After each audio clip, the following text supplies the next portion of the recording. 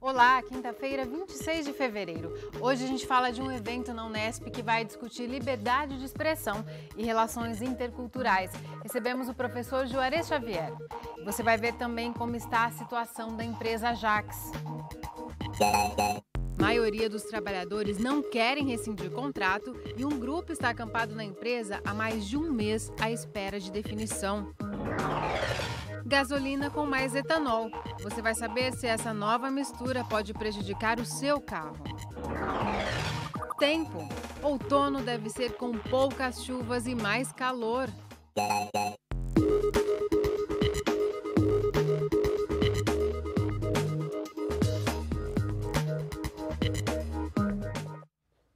Você vem acompanhando aqui no Unesp Notícias o impasse vivido pelos trabalhadores da Ajax em Bauru.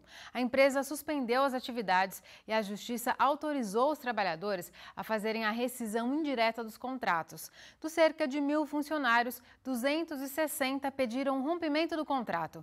Os demais seguem esperando uma saída para a empresa voltar a funcionar. Alguns estão acampados em frente à fábrica. A ocupação já dura um mês e até agora eles não têm nenhuma definição. Humberto é funcionário da Ajax há 26 anos. Desde dezembro ele não recebe salário nem cesta básica. O dinheiro do 13º e das férias coletivas decretadas pela empresa em janeiro também não veio. A situação em casa já começa a ficar difícil. Está difícil porque a gente quer manter uma rotina de casa, de manter os compromissos em ordem o máximo possível e graças aos familiares, lá, parentes, os mais chegados, a gente consegue estar sobrevivendo. Mesmo sem saber qual vai ser o destino da empresa, Humberto e os demais funcionários que participam da ocupação da fábrica decidiram não rescindir o contrato. A opção foi oferecida pela Justiça do Trabalho no início de fevereiro, para que fossem depositados o FGTS devido e o seguro-desemprego. Os empregados não quiseram ter baixa na carteira porque acreditam que a empresa tem condições de voltar a funcionar.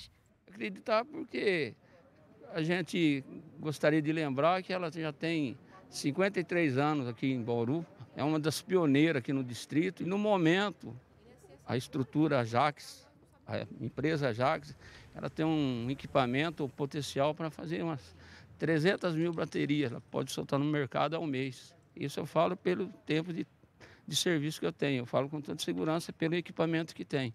Na opinião de Vera Lúcia, que está na Ajax há 4 anos, só seria vantajoso para o trabalhador rescindir o contrato se ele tivesse outro emprego em vista.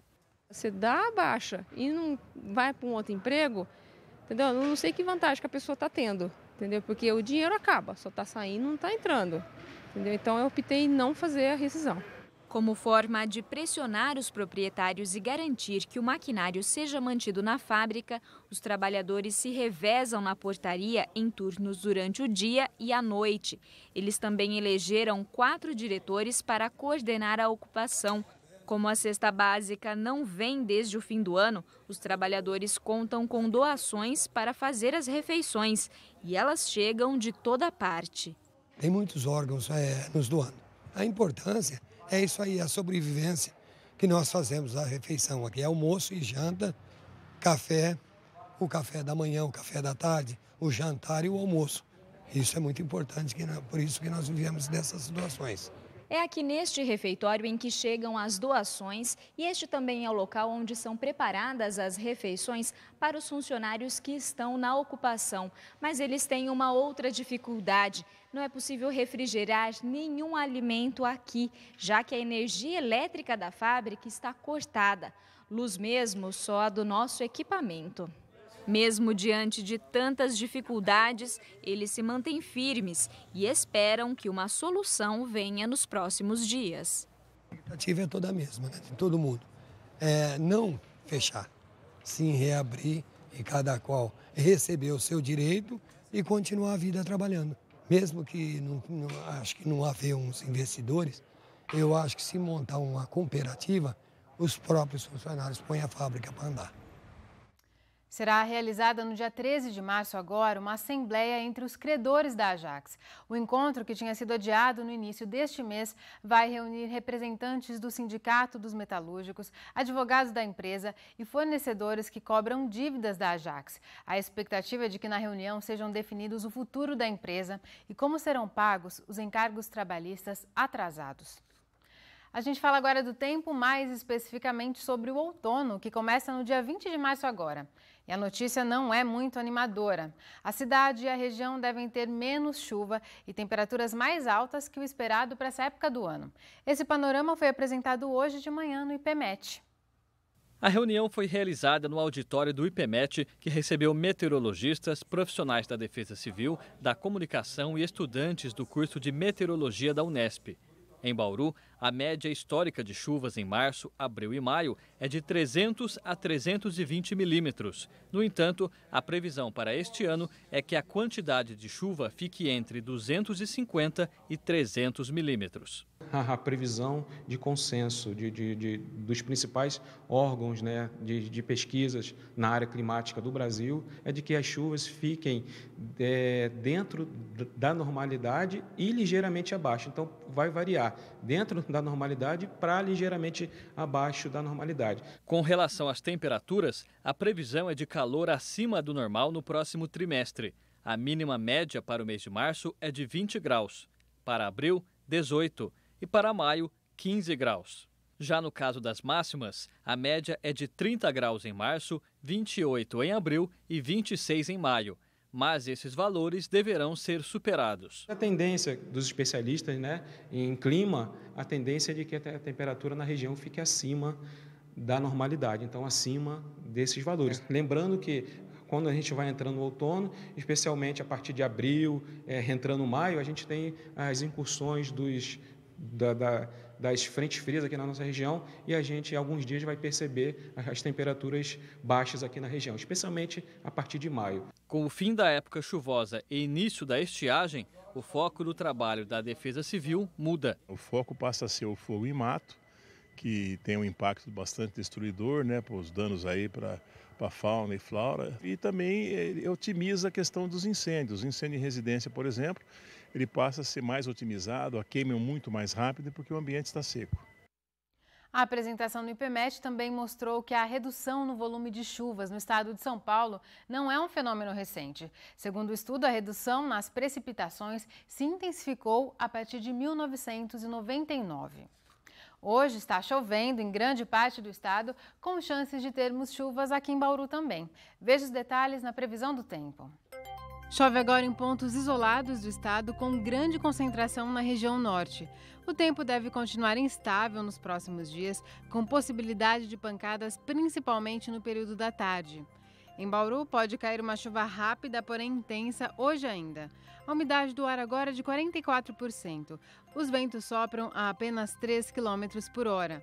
Hoje a temperatura variou entre 19 e 32 graus. Para amanhã, a mínima prevista é de 20 e a máxima de 30 graus. Depois do intervalo, a gente fala da alteração na composição da gasolina. O governo já autorizou o aumento da porcentagem de etanol que é misturado no combustível. Você vai ver o impacto nos veículos.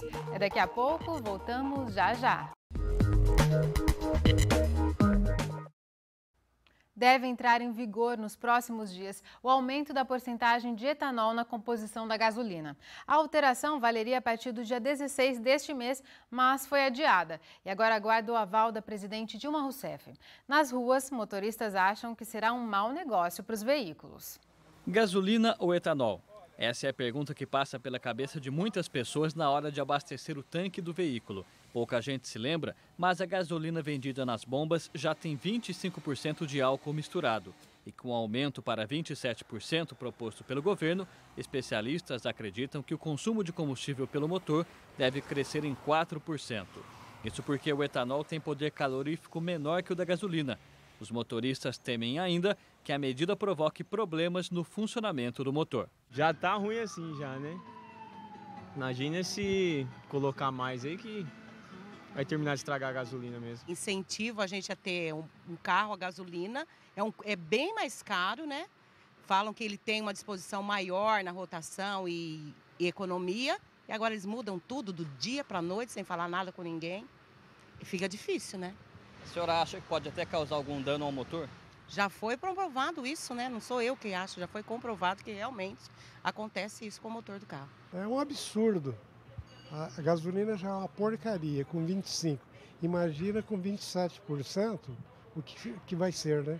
Segundo a Petrobras, a mudança não vai causar prejuízo aos motores nem reduzir o desempenho. A medida vai favorecer o setor sucroalcooleiro, que estima aumento na demanda anual por etanol em 1 bilhão de litros. No posto onde Paulo trabalha, 7 em cada 10 consumidores já abastecem com etanol. E a procura pelo combustível deve aumentar ainda mais. Com certeza muda, porque o pessoal opta a usar mais o etanol, né? Que compensaria mais, porque os carros mais antigos, igual os carros carburados, a gasolina, não compensaria colocar, né? Porque dá até complicações no motor, essas coisas. E o mercado como um todo, todos os postos teriam condições de oferecer essa quantidade maior de etanol nas bombas ou poderia até faltar o produto? Eu acho que a demanda ia ser muito, não ia ter esse produto para todos. E nem adianta esperar redução de preço com o aumento na proporção de álcool na gasolina. A diferença, que já seria mínima, será anulada pela alta carga tributária. A expectativa é que o governo federal libere a mudança ainda neste mês. Para os veículos movidos somente a gasolina, os fabricantes terão 18 meses para adaptá-los ao novo combustível. Mas, para especialistas, a mudança não é motivo de preocupação. Com relação à detonação no motor, não. Porque uma quantidade maior de etanol na gasolina aumenta a octanagem.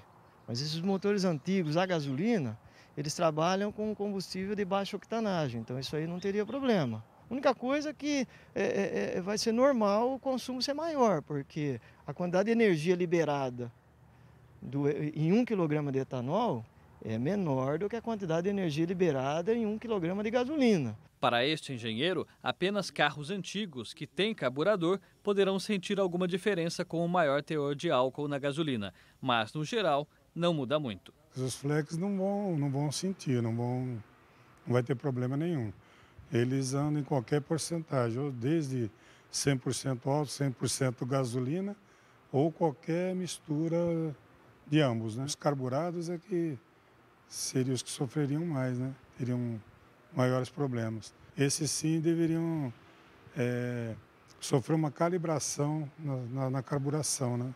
Levar numa oficina especializada e para melhorar o rendimento, consumo, né? A Secretaria de Saúde acaba de confirmar mais 93 novos casos de dengue. Com isso, Bauru já registra 346 casos neste ano. A fiscalização e o combate aos focos do mosquito transmissor foram intensificados nesta semana. As ações serão feitas nos bairros de maior incidência: Geisel, Jardim Redentor, Vila Cardia e Parque Santa Edvirges. Depois do intervalo, vamos discutir liberdade de expressão e relações interculturais. Esse é o tema de um fórum que a Unesp promove hoje no campus aqui em Bauru. Quem conversa com a gente é um dos debatedores, o professor Juarez Xavier. Participe também com comentários e questões. Você pode entrar em contato pela internet ou por telefone. Voltamos daqui a pouco.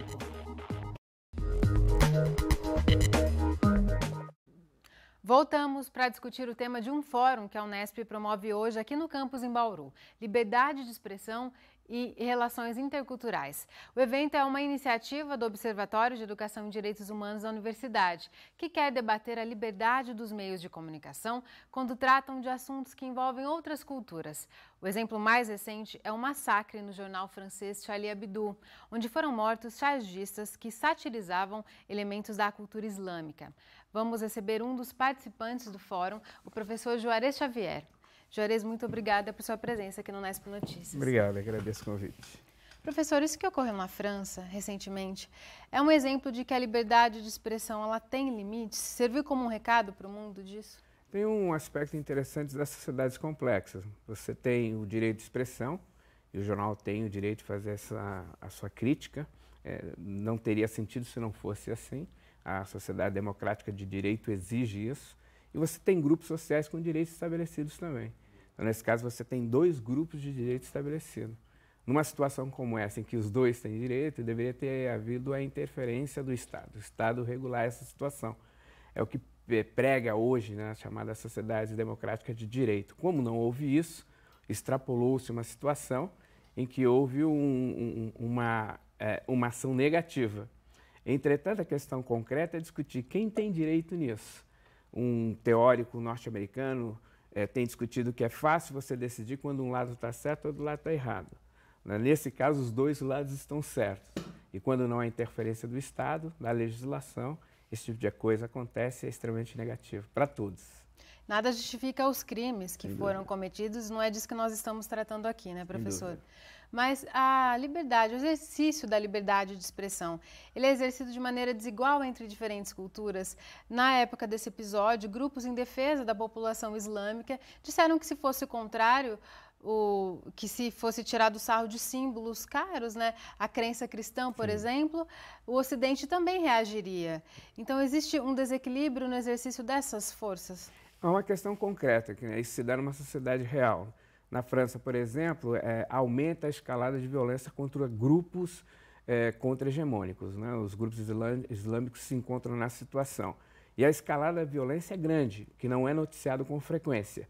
Muitas vezes esse tipo de ação provoca ações mais negativas contra essa população.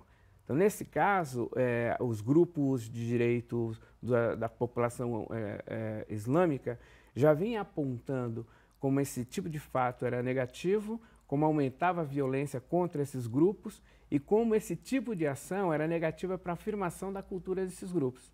Então, acontece com muita frequência. Às vezes, a liberdade de expressão sem limites dado pelo Estado tem provocado em alguns grupos sociais minoritários ações políticas concretas do ponto de vista social que são extremamente negativas. No caso da França, são os islâmicos, são os negros, são os africanos, são as mulheres, são os ciganos. Então é necessário que você crie condições para que os grupos assegurem seus direitos.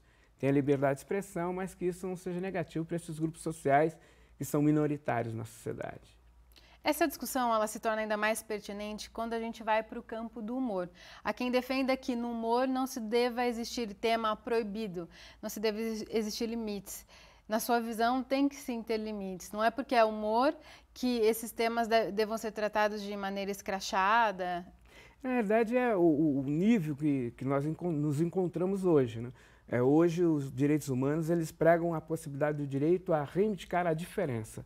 Os grupos hoje fazem a reivindicação de ser diferente daquilo que é o padrão social. Num contexto como esse, você tem que levar em consideração que esses grupos têm direitos e têm direitos assegurados constitucionalmente. Então, qualquer tipo de ação negativa contra esses grupos deve ser criticado. Então, se você pega o chamado politicamente correto, são grupos organizados que, por conta do seu grau de organização, obtiveram direitos consagrados legalmente, e ao você criticar esses direitos, você não está criticando apenas esses grupos, você está criticando o Estado democrático de direito. E há uma situação muito complicada. No Brasil, por exemplo, quando você faz uma piada em relação a grupos homossexuais, você deixa de levar em consideração que um homossexual é morto por dia no Brasil. Quando você faz piada ressaltando o machismo, você deixa de levar em consideração que a sociedade brasileira é uma das mais violentas em relação às mulheres. Se você faz piadas em relação aos negros, você deixa de levar em consideração a consequência social de vários grupos humanos afrodescendentes que são violentados nos seus direitos. Então, o que deve se levar em consideração é que esses grupos são grupos constituídos na sociedade, reivindicam o seu direito a ser diferente e têm direitos consagrados. Então, eles têm o direito de fazer a crítica feita aos seus direitos. O humor não tem licença para falar da maneira que quiser, né? Nunca teve. Você pega, por exemplo, os grandes clássicos, né? Chaplin, por exemplo, satirizava os poderosos, não aqueles que estavam em condições vulneráveis, né? Talvez fosse interessante aqueles que fazem crítica àquilo que é politicamente correto, levar em consideração isso. Os grandes humoristas sempre trabalharam na crítica ao poder, ao setor hegemônico, aquele que detém a possibilidade de submeter outros grupos à condição de subalternidade, e não o inverso. Talvez esse fosse o foco mais interessante. Estavam do lado dos mais fracos, sempre. Sim, sem dúvida. Professor, e por que essa discussão é importante que ela seja feita na universidade, que tem muito a caminhar também, né? Nós temos um objetivo de fazer com que a universidade reflita os grandes debates da sociedade. A universidade hoje ainda não é uma universidade que tenha todas as diversidades constituídas. Ainda os grupos minoritários são minoritários também na universidade. Nossa ideia com esses debates é provocar discussão sobre a necessidade da universidade ser um espaço aberto, democrático, do debate da diversidade, das possibilidades daquilo que é diferente, da construção do contraditório, não apenas com um posicionamento político, mas com possibilidade de construção de conhecimentos novos. Hoje a universidade precisa desses grupos chamados minoritários para reinventar o seu processo de educação, reinventar o seu processo de pesquisa, reinventar o seu processo de extensão. Então, nosso objetivo é, com esses debates, estimular essa possibilidade de a universidade ser, de fato, um espaço para discutir o contraditório, o diferente e aquilo que está fora do eixo da cultura majoritária do ponto de vista social. Então, quem quiser participar do debate, é logo mais às 7h30 da noite, não é, professor? 7h30 da noite, na sala 1, né, todos serão muito bem-vindos e nós vamos discutir a questão do negro, a questão dos movimentos sociais, a questão dos grupos minoritários do ponto de vista da sua orientação, posicionamento sexual e dos grupos que são marginalizados, né? A questão do machismo, da homofobia, da xenofobia. A ideia é fazer um grande caldeirão de debate político sobre essas questões. Tá certo, Juarez. Muito obrigada por sua participação. Eu agradeço. O Nesp Notícias fica por aqui. A gente volta a se encontrar amanhã às 5h30 da tarde, ao vivo. Tchau!